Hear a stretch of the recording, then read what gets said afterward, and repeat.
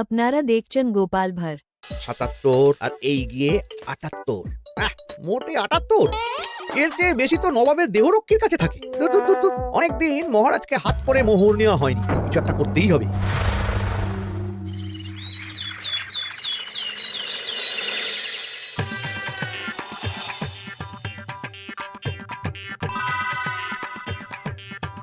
কই গো, কিছু কি ঠিক করলে? রাজকুমারের জন্মদিনে কি উপহার দেবে? হ্যাঁ গো, পেয়েছি। এই দেখো। উমা, এই যে তোমার ছোটবেলা সোনার আংটিখানা। হ্যাঁ গিন্নি, ঠিক ধরেছ। যেটুকু যা গয়না ছিল সবই তো দেওয়া হয়ে গেছে, নয় বিক্রি হয়েছে। আর তো কাউকে কিছু দেওয়ার নেই, তাই ভাবলাম এটাই উপহারে দিই। কে ভালো ভেবেছো। বেশ, আসি তাহলে। ওদিকে সবার দেরি হয়ে যাচ্ছে গিন্নি।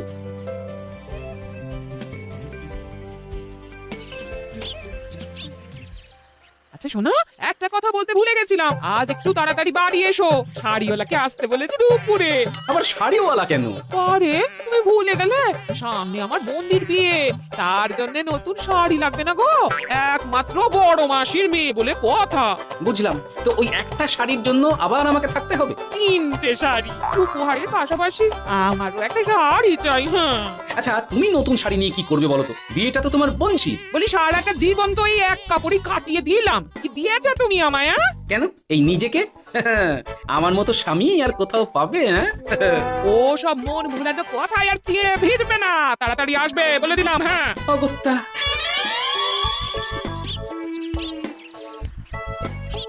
দূর, গিন্নিরও যত কথা সব বেরোনোর সব। আবার তাড়াতাড়ি ফিরেও আসতে হবে শাড়ির জন্য। দেখি মহারাজকে বলি অগ্রিম বেতনের জন্য, না হলে তো শাড়ি কেনা যাবে না। তাও একটা হলে হতো, কিন্তু এনাকেও দিতে হবে। আসলে সত্যিই তো, গিন্নি আমার কত যত্ন আত্তি করে, কিন্তু তাকে আজ পর্যন্ত তেমন কিছু উপহার দিতে পারিনি। না, গিয়ে বলি।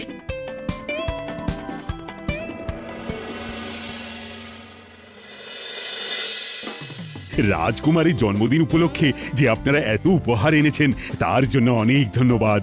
আপনাদের সকলের আশীর্বাদ ও ভালোবাসা আমি রাজকুমারের কাছে পৌঁছে দেব। এ আর এমন কি মহারাজ, জানেনই তো রাজকুমার আমাদের সকলের কাছে কত প্রিয়। ঠিক ঠিক। কিন্তু আমি অবাক হচ্ছি, আপনার প্রিয় গোপাল জন্মদিন ভুলে গেছে দেখে এখনো পর্যন্ত তার কোনো পাত্তাই নেই। হ্যাঁ তাই তো, গোপাল আসেনি কেন? এসে গেছি মহারাজ। তা বলি, এসে তো উদ্ধার করে দিয়েছো, আজ রাজকুমারের জন্মদিন, সে কথা কি মাথায় আছে? ক্ষমা করবেন মহারাজ, আসলে ওই রাজকুমারের উপহার আর গিন্নির আবদার এসবের জন্যই আমার দেরি হয়ে গেল আর কি। এই নিন রানীমা, আমার তরফ থেকে রাজকুমারের জন্য ছোট্ট উপহার। অনেক অনেক ধন্যবাদ গোপাল। তবে মহারাজ, আমারও একটা অনুরোধ ছিল। কি? আমাকে যদি অগ্রিম বেতন হিসাবে কিছু মোহর দেন, তাই নিয়ে আমাকে একটু তাড়াতাড়ি বাড়ি ফিরতে হবে। উনি বলবেন আর ওনাকে দিতে হবে, মামা বাড়ির আবদার। যেটা জানেন না তার মাঝে এত কথা বলেন কেন? হ্যাঁ, আসলে মহারাজ, আমার গিন্নির বোনের মেয়ের বিয়ে সামনে, তাই গিন্নি আবদার করেছে ওই নতুন শাড়ি কেনার জন্য। জানেনই তো বিয়ে বাড়ির কত খরচা, তাই। এ তো খুব ভালো কথা, কিন্তু অগ্রিম বেতন কেন? এমন একটা ভালো খবর দিলে আমার তরফ থেকে তোমার জন্য কিছু মোহর উপহার। এই নাও। ধন্য মা আপনি। আপনার মতো মা থাকতে সত্যি ছেলের কোনো চিন্তা থাকে না রানীমা। এটা আবার সুযোগ বুঝে মোহর পেল, কেন যে আমার এমন হয় না। এবার তাহলে আসি মহারাজ, গিন্নি ওদিকে অপেক্ষা করছে। হ্যাঁ হ্যাঁ, যাও যাও, আজ তাহলে সভা এখানেই শেষ করলাম। মহারাজ, আপনার সাথে আমার একান্তে কিছু কথা আছে, আমি অন্দরমহলে গেলাম। রানীমার আবার হঠাৎ কি হলো, ব্যাপারটা দেখতে হচ্ছে।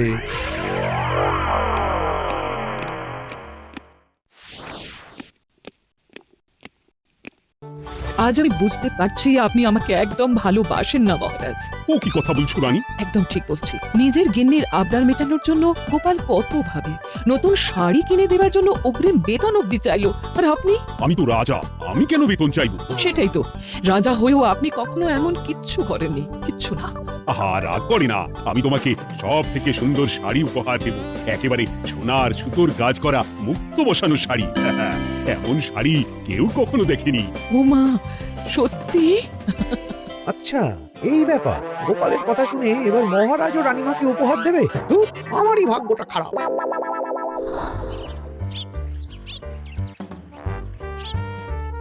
হাজার চেষ্টা করেও গোপালকে আটকানো যায় না। দূর দূর দূর, আমি যা চেয়েছিলাম তা ওই গোপাল পেয়ে গেল।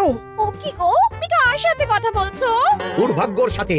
কি সব অলক্ষণে কথা? কি হয়েছে? কি আর হবে, সবই তো তোমার দোষ। আমার দোষ? দোষ? হ্যাঁ, তুমি আমার কাছে বায়না করো না কেন কিছু? তুমি বায়না করনি বলেই আজ আমি রানীমার কাছ থেকে মোহর পেলাম না, কিন্তু গোপাল পেয়ে গেল। এবার বুঝলাম। ঠিক আছে, এখন তাহলে বায়না করছি, তুমি কাল গিয়ে সেটা রানীমাকে জানাবে। ঠিক আছে? হ্যাঁ, করো করো করো, বায়না করো, বায়না করো। কি চাই কি চাই কি চাই? পেয়েছি। তুমি রানীমাকে গিয়ে বলবে যে আমার একটা সোনার হার চাই। এই না হলে আমার বউ। দারুণ চাল চেলেছো।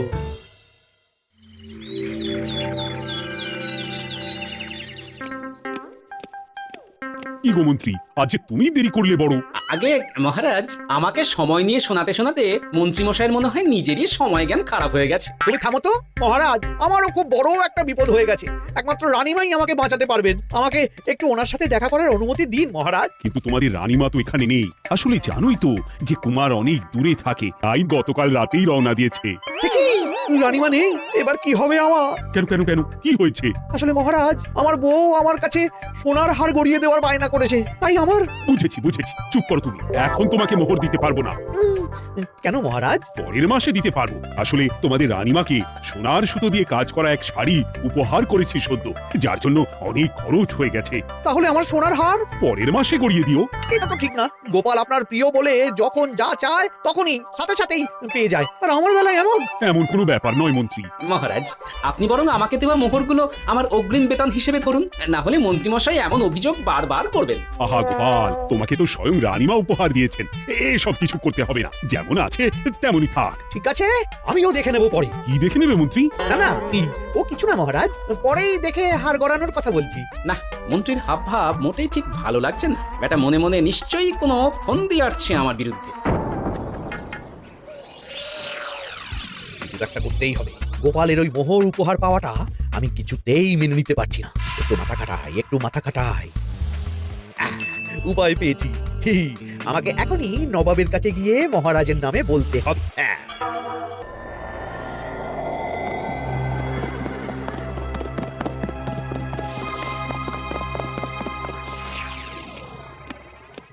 প্রণাম নবাব বাহাদুর। আরে এ যে কৃষ্ণনগরের রাজা কৃষ্ণচন্দ্রের মন্ত্রী, তো হঠাৎ এখানে কেন? আমি নবাব বাহাদুরকে আন্তরিক ধন্যবাদ জানাতে এসেছি। কিসের জন্য?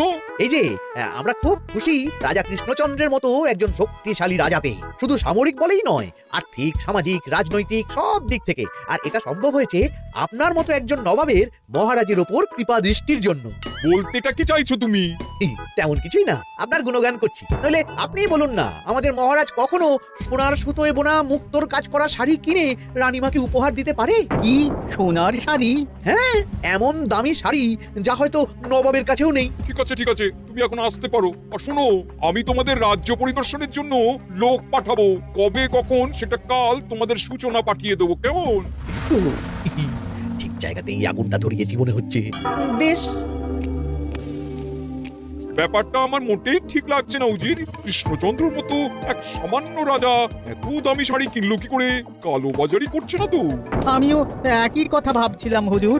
এক কাজ করো, কালকে কৃষ্ণনগরে খবর পাঠাও। 2 দিন পর রাজকার্য পরিদর্শনের জন্য তুমি সেখানে যাবে। সব খতিয়ে দেখবে, আর কিছু বেগতিক বা গরমিল দেখলে সেটা বাজেয়াপ্ত করে নেবে, কেমন?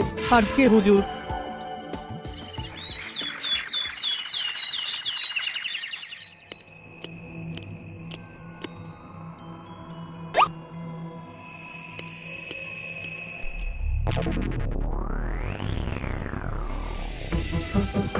কি হয়েছে মহারাজ? কার চিঠি? নবাবের রাজকার্য পরিদর্শনের জন্য লোক পাঠাবে 2 দিন পর। এটি চিন্তার কি আছে মহারাজ? চিন্তার বিষয় আছে।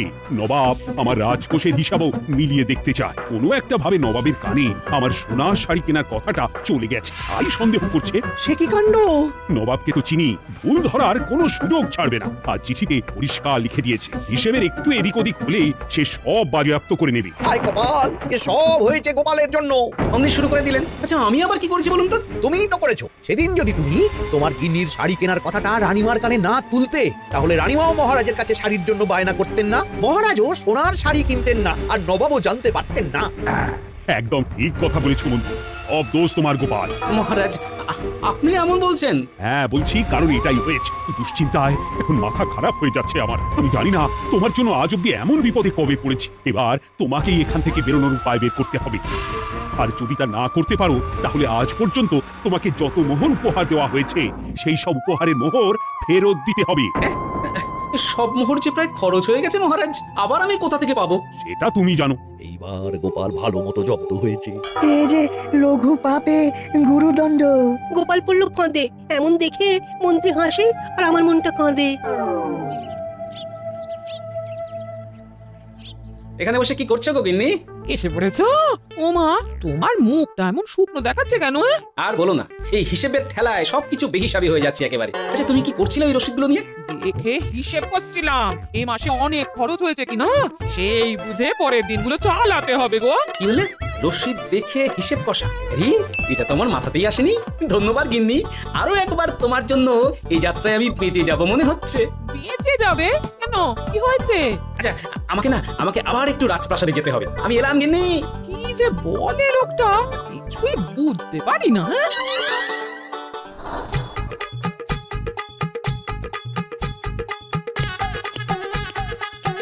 আসতে পারি মহারাজ? এ কি গোপাল, তুমি? আর কোনো চিন্তা নেই মহারাজ, নবাবকে হিসেব বোঝানোর উপায় পেয়ে গেছি। কি বলছো? কি উপায়? এই দুদিনে আপনি শুধু সকল প্রজাদের কাছ থেকে পুরনো রসিদ সংগ্রহ করুন, তাহলেই কেল্লা ফতে। তাই নাকি? আর নয়তো কি? তবে এ ব্যাপারে মন্ত্রী মশাইকে কিন্তু কিচ্ছু জানতে দেওয়া যাবে না, শুধু আমি যা বলছি তাই করুন মহারাজ। সে তো বুঝলাম, কিন্তু প্রজাদের থেকে পুরনো রসিদ সংগ্রহের কথা ঘোষণা করলেই মন্ত্রী এমনিই জানতে পেরে যাবে। চিন্তা করবেন না মহারাজ, আমার কাছে এটারও উপায় আছে। আপনি শুধু খেয়াল রাখবেন যাতে এই কথা পাঁচ কান না। বাকিটা ভরসা রাখুন, কৃষ্ণনগরের একটা ঘাসও নবাব বাজেয়াপ্ত করতে পারবে না।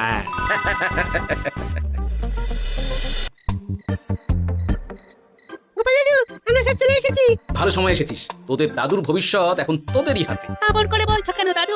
আমরা থাকতে তোমার কিচ্ছু হবে না, শুধু বলো না কি করতে হবে। জানি তো, তোদের যেটা করতে হবে সেটা হলো সবার বাড়ি বাড়ি গিয়ে পুরনো রসিদ সংগ্রহ করতে হবে। এই ব্যাপার, এটা এমন কি? কিন্তু কেউ যদি জিজ্ঞাসা করে কেন যাইছি, তখন বলবি যে ওই গোপাল দাদু ওই টোঙা বানাবে বলে পুরনো কাগজ চাইছে। আচ্ছা আমরা এক্ষুনি নিয়ে আসছি। যাক, প্রথম ধাপ হয়ে গেল, এবার পরের ধাপের প্রস্তুতি। যাই একবার বরং বিজ্ঞানীর কাছ থেকে ঘুরে আসি। বিজ্ঞানী, ও বিজ্ঞানী, বাড়ি আছো? আরে গোপাল যে, এসো এসো ভেতরে এসো। বলো তোমাকে কিভাবে সাহায্য করতে পারি? তোমার কাছে কালি মোছা যায় এমন কোনো কিছু আছে? কালি মোছার জিনিস? হ্যাঁ, একটা তরল রাসায়নিক পদার্থ আছে যেটা সব ধরনের কালি তুলে ফেলে। দাঁড়াও দিচ্ছি। অনেক ধন্যবাদ বিজ্ঞানী।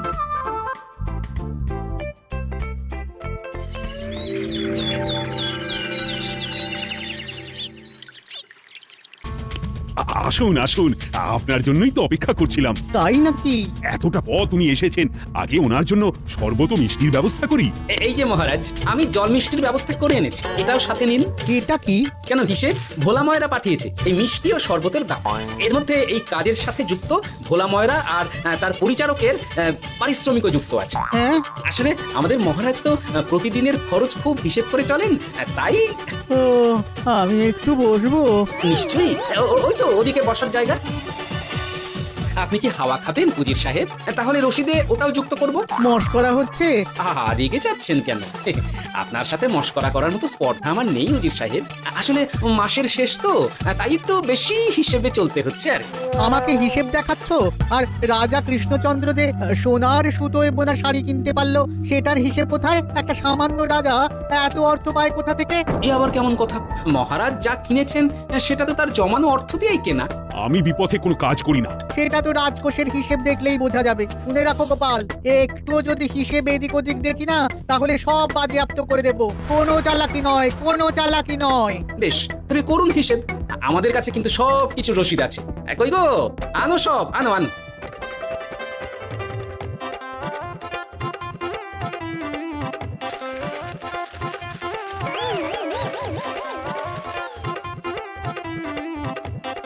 হ্যাঁ, এত রসিদ? আপনি বরং নিশ্চিন্তে হিসেব কষে নিন, আমরা আসি।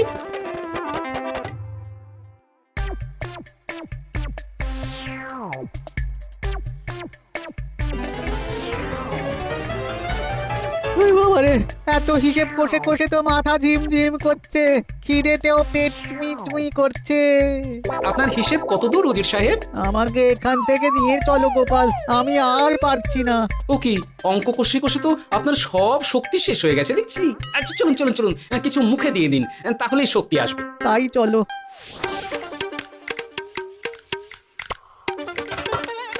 নিন, এটা হলো দুপুরের খাবার, আনাজ মশলা এমনকি রান্নার ঠাকুরেরও পারিশ্রমিকের হিসেব।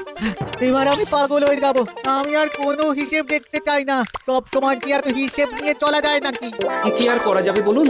হিসেবে না চললে আপনি তো মহারাজের উপার্জনের উপর সন্দেহ করবেন, আর বেশি খরচ হলেই সম্পত্তি বাজেয়াপ্ত করবেন। তাই বলে সব কিছুতেই হিসেব? কোনো একদিকে বেশি খরচ হলে বাকি দিকগুলো এভাবেই কম করে চলতে হয়। কি ঠিক বলিনি? আমি আমার ভুল বুঝতে পেরেছি গোপাল, এবার আমাকে রেহাই দাও। আসলে তোমাদের মন্ত্রী নবাবের কাছে গিয়ে তোমাদের রাজার নামে উস্কেছে। কি মন্ত্রী? এই রে, খেয়েছে, খাওয়াতে হবে দেখছি। ঠিক জানতাম, মোহরের জন্যই এত কিছু। তাই তো নবাব এমন করেছেন। বেশ, এবার আমি ফিরে গিয়ে নবাবকে সব জানিয়ে দিচ্ছি। সত্যি গোপাল, তোমার তুলনা হয় না। আর মন্ত্রী, আগে মহারাজ, তুমি যা করেছো তার কোনো ক্ষমা নেই। তোমার জন্যই আমার এত হয়রানি হয়েছে। ভুল হয়ে গেছে, আমাকে ক্ষমা করে দিন মহারাজ। গোপালের ওপরে হিংসে করে এমন করেছি, আর হবে না। একটা সুযোগ দিন মহারাজ। হ্যাঁ মহারাজ, সুযোগ দিয়েই দিন। বেশ, তবে তোমার শাস্তি হলো রানীমাকে আমি যে সোনা শাড়ি কিনে দিয়েছি সেটার পুরো দাম তোমাকে আমায় দিতে হবে।